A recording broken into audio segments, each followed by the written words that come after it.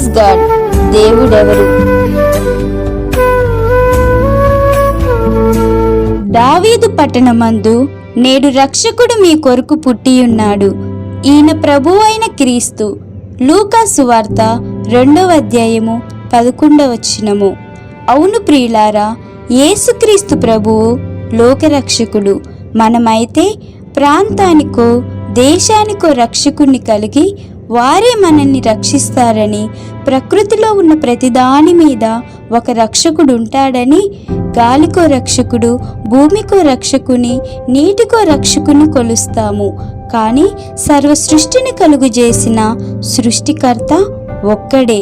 ఆయన నియమించిన రక్షకుడు ఒక్కడే. ఆయనే ప్రభువైన యేసుక్రీస్తు. అవును, మరి ఎవని వలనను రక్షణ కలుగుదు? ఈ నామముననే మనం రక్షణ పొందవలను గాని ఆకాశం క్రింద మనుషులలో ఇయ్యబడిన మరి ఏ నామమున రక్షణ పొందలేము అని పరిశుద్ధ గ్రంథంలో రాయబడినది. అవును ప్రియులారా, మరణమే లేని మన ఆత్మలను రక్షించుటకు యేసుక్రీస్తు ప్రభు మన కొరకు మానవునిగా పుట్టి మనకు రావాల్సిన శిక్షను ఆయన అనుభవించి మనల్ని శాశ్వతమైన ఉగ్రత నుండి విడిపించి తనకు విధేయులైన వారందరికీ నిత్య రక్షణకు కారకుడాయెను. ఎందుకంటే మన ప్రభువైన యేసుక్రీస్తు ద్వారా రక్షణ పొందుటకే దేవుడు మనల్ని నియమించెను గాని ఉగ్రత పాలగుటకు నియమించలేదు. అవును, మనం నశించిపోవుట దేవుని చిత్తం కాదు. అందుకే దేవుడు తన సేవకుని పుట్టించి మనలో ప్రతి వాని దుష్టత్వం నుండి మళ్లించుట వలన మనల్ని ఆశీర్వదించుటకు ఆయనను మనకంటే ముందుగా పంపెను. అవును ప్రియులారా, ఎన్నో ఓటముల మధ్యలో అనేక ప్రతికూల పరిస్థితులలో గెలిచే వరకు పోరాడిన గొప్ప నాయకుడు అబ్రహాం లింకన్.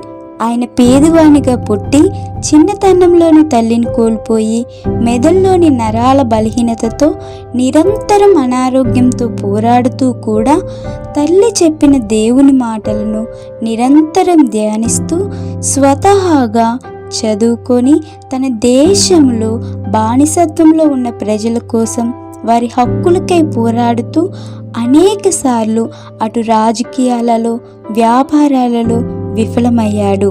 దాంతో ఆర్థికంగా, సామాజికంగా, మానసికంగా ఎంతగానో కృంగిపోయి నిరుత్సాహంతో, అనారోగ్యంతో, తన కుమారుని యొక్క ఆకస్మిక మరణంతో ఎంతగానో వేదనను అనుభవిస్తూ ఎన్నోసార్లు చనిపోవాలని ప్రయత్నించి అందులోనూ విఫలమై ఇక తన జీవితంలో విజయమే లేదు అని అందరూ అతన్ని హేళన చేస్తున్న సమయంలో దైవిక బలముతో మరొకసారి తన జీవితంలో ప్రయత్నించినప్పుడు తన 51వ ఏట ఆశ్చర్యకరమైన రీతిలో దేవుడు అతన్ని తన దేశానికే అధ్యక్షునిగా నియమించాడు. అంతేకాదు, అతని ద్వారా బానిసత్వంలో ఉన్న తన ప్రజలకు స్వేచ్ఛను అనుగ్రహించాడు. అందుకే నరులు ఆశ కలిగి యెహోవా అనుగ్రహించు రక్షణ కొరకు ఓపికతో కనిపెట్టుట మంచిది అని వ్రాయబడినది.